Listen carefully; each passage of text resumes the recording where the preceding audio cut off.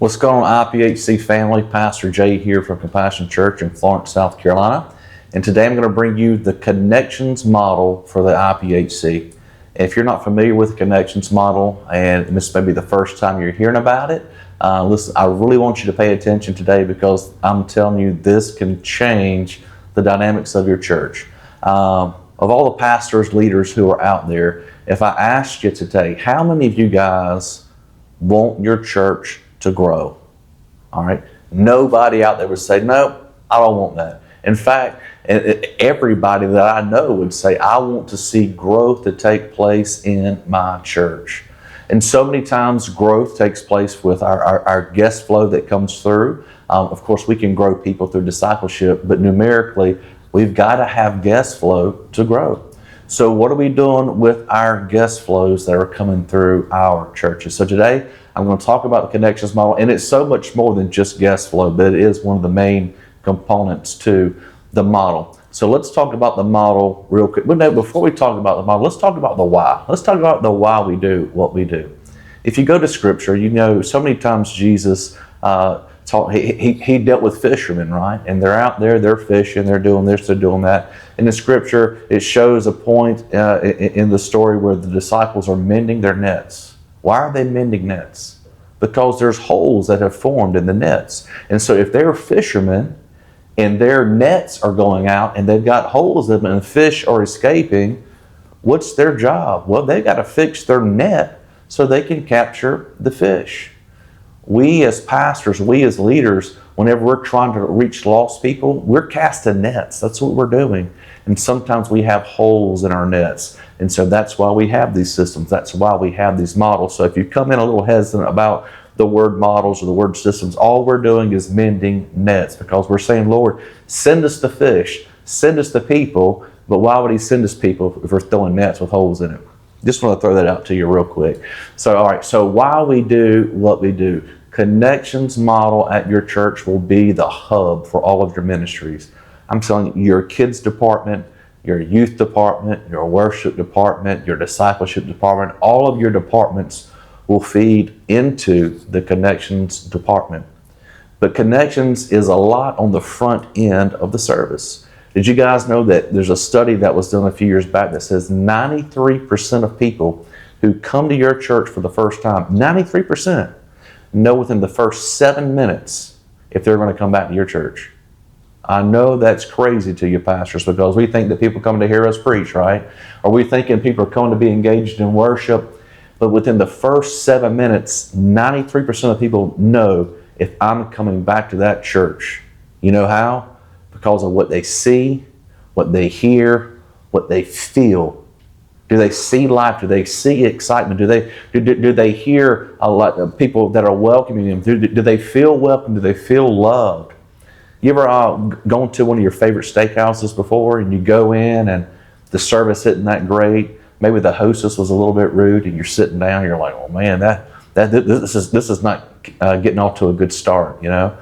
And then you wait, you finally get your table, you eat your steak and it's a good steak, but then the whole night you're thinking about the steak was good, but the experience was bad.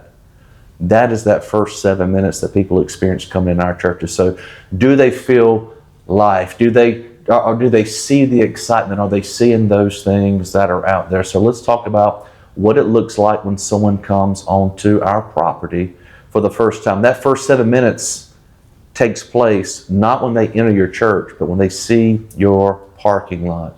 So let's talk about the 4 areas in our connections model. So you have the pastor, we have the leader up top, we're leading, we're overseeing. You have what we would call our connections director.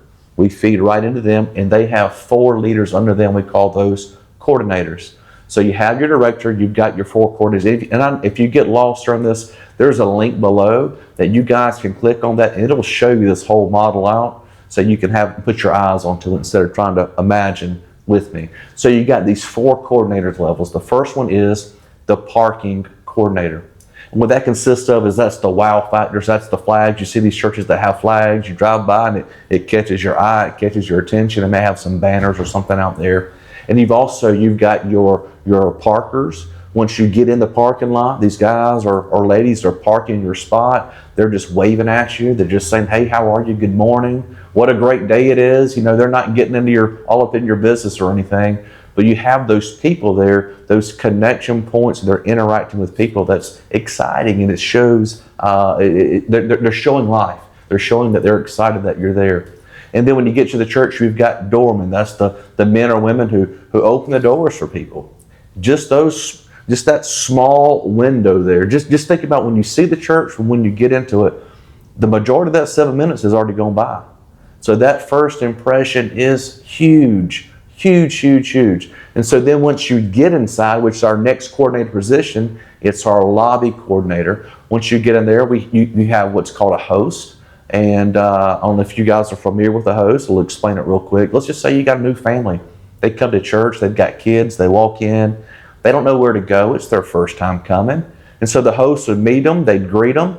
Hopefully your doorman would say, hey, this is so-and-so, this is their first time, and they could kind of hand you off to the host, however you guys want to work that out. But they'd walk them over to the kids area, help get the family checked in, take the family back to the kids area, introduce them to their teachers, hand them off, come back and bring them back to the sanctuary. They literally show them around. They host them. They show them where things are. They make them feel familiar and comfortable, not just with the facility, but with the teachers that their kids are going to. See, all that is super, super important, and that is part of that first impressions there. You've got next steps. Next steps is a place in our lobby area that shows what's going on at the church, what they can get involved in, all the ministries that you have that are going out. It's just connect points for people to get involved in ministry. They can see these things, right? And also the lobby coordinator, you've got what's called hospitality.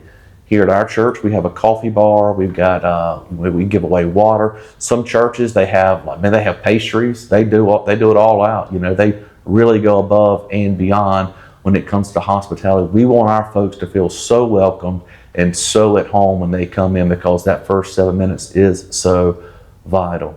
All right, so first we've got our parking coordinator, then we've got our lobby coordinator, and now we've got our worship center coordinator. You're probably thinking, man, all these coordinators, it sounds like a lot of people. Well, I just want to encourage you with this. Pick out the one you need the most and focus on that one. You don't have to do it all at one time. Just do what you can and eventually grow into it, hopefully.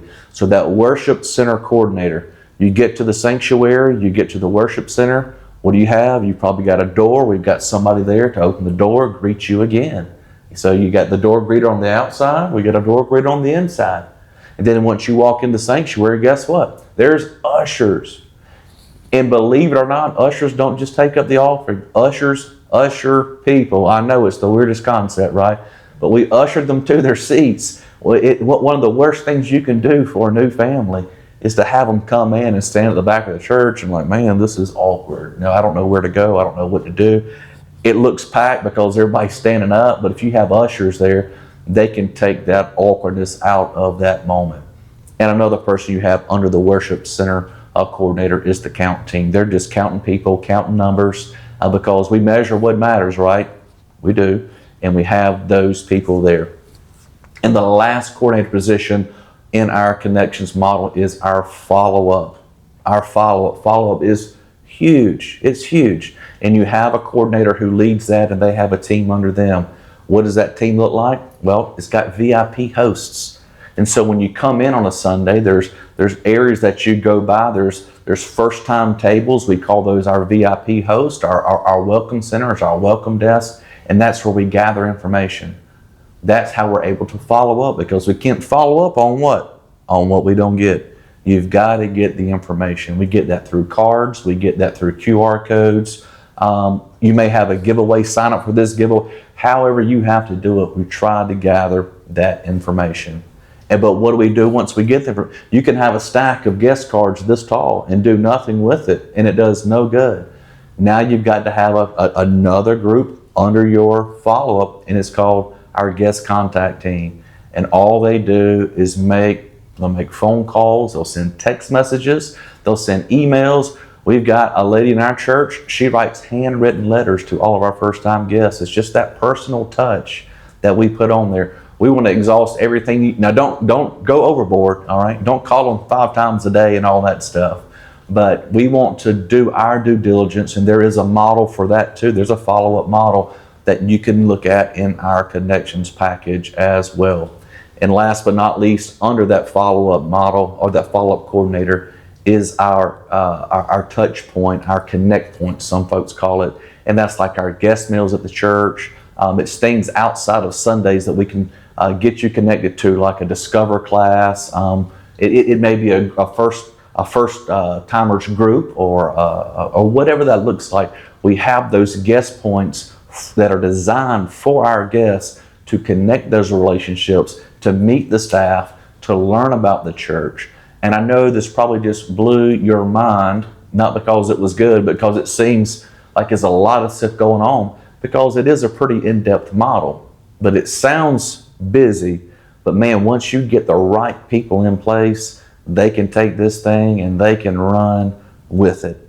In fact, we just brought on a new connections director at our church. We introduced her yesterday. And one of the biggest things that she said is, I want people to feel, there's that word again, feel, that's culture. I want people, the new guests who come through, I want them to feel what I felt the first time I came through. The first time I came through, I knew before I heard the worship, before I heard the preaching, I knew this church was for me. So I just want to encourage you guys, if you aren't implementing a connections model, please do that. I'll promise you it will help your church grow. It'll help you retain guests. And listen, it will plug into every department you have. Your kids will be healthier. Your worship will be healthier. Your youth will be healthier. Your everything, your discipleship, your sanctuary. If you have a healthy connections model, it will benefit your church. Hey, love you guys. Hope you have a great day. We hope to see you next time. And whenever we present these HGM models to you, these HGM systems, don't just look over it. Hey, try to implement, try it out. Don't knock it till you try it. Love y'all. Have a great day.